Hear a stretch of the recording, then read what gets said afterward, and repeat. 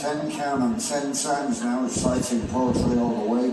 And wherever I get to, I'm asked a lot of questions I most often cannot answer. For instance, this one: what is occasional furniture the rest of the time?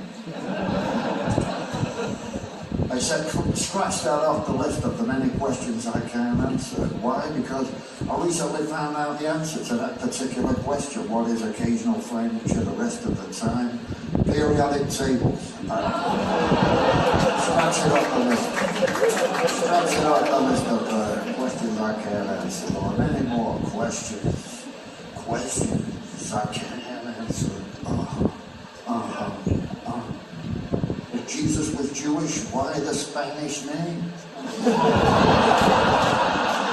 Questions I can't answer.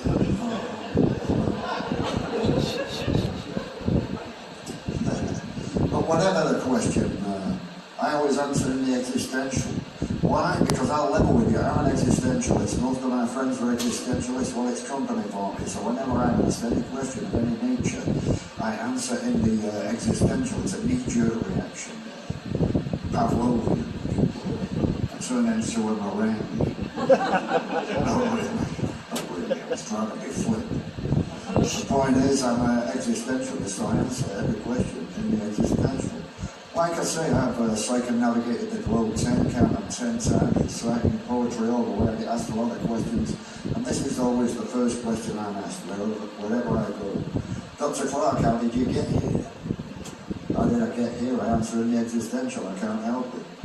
How did I get here? Same as anybody else, I suppose. My mother and father loved each other very much. They went courting, and they got engaged, and they got married, one thing led to another. Same as anybody else, why ask? There you go again, Dr. Clarke, off on your existentialist tangent once more. We will be positive the question, how did you get here? We merely wish to ascertain what method of transport you employed. Well, why didn't you say so? The best kind of car known to men, that's how I got here, the best kind of car. That car is, no, not a liar. Well, anybody's ever seen me before, it could happen. You'd be surprised. You will have noticed that I've been piling on the pounds lately. Thanks for not pointing that out. I know how bad it is. I fell downstairs last Monday. My wife thought EastEnders had finished early. Bumpety, bumpety, bumpety. We had to be there.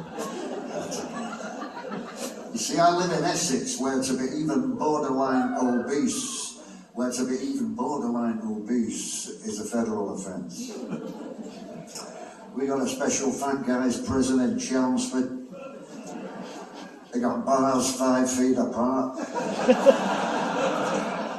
Let me out of here. It's a real problem starting a riot with that little tin cup there. Clang! Clang! Clang! Don't go there. But seriously, there is a reason for this dramatic weight fluctuation which you're paying witness to this evening. And it's, as far as I know, that's the only thing I ever had in common with the late Luther Vandross. We could have been like 2 peas in a pod. I never met the dude. But that much we had in common. Hands across the ocean there, me and Luther. In fact, if I might make an educated guess as a qualified doctor, I would say that what led to the early death of Luther Vandross was really a series of bad lifestyle choices. You got enticing soul food available around the clock, a sedentary lifestyle, state-funded SSRIs. See where I'm going with that? It's not going to end well. Not a good recipe for life, for a long life. With me, with the dramatic weight fluctuation, it had to do with the abrupt cessation of the use of opiate drugs in a non-therapeutic milieu. Ever since the abrupt cessation of the use of opiate drugs in a non-therapeutic milieu, it's been up with the weight, down with the weight, up with the weight, down with the weight. Up already, we're down. See where I'm going with this? When will it end? And now I can't go back to my hometown, Manchester, where the non-therapeutic use of opiate drugs is virtually compulsory. If I see anybody I know, it's the same old cry. Hey, Clarke, get back on drugs, you fat fuck.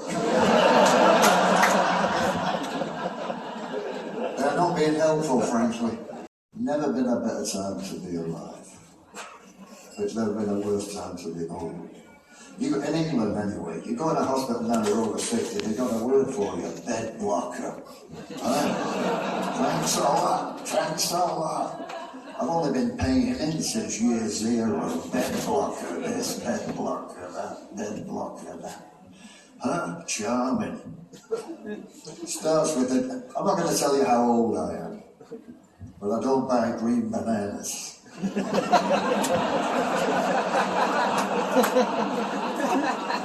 They cancelled my blood type last Tuesday.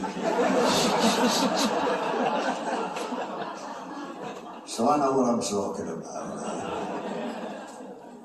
You go in the hospital now, and you're over 60. It starts with the gentle hints. Bed blocker this, bed blocker. You wake up the first morning, there's a one-way ticket to Switzerland on your pillow.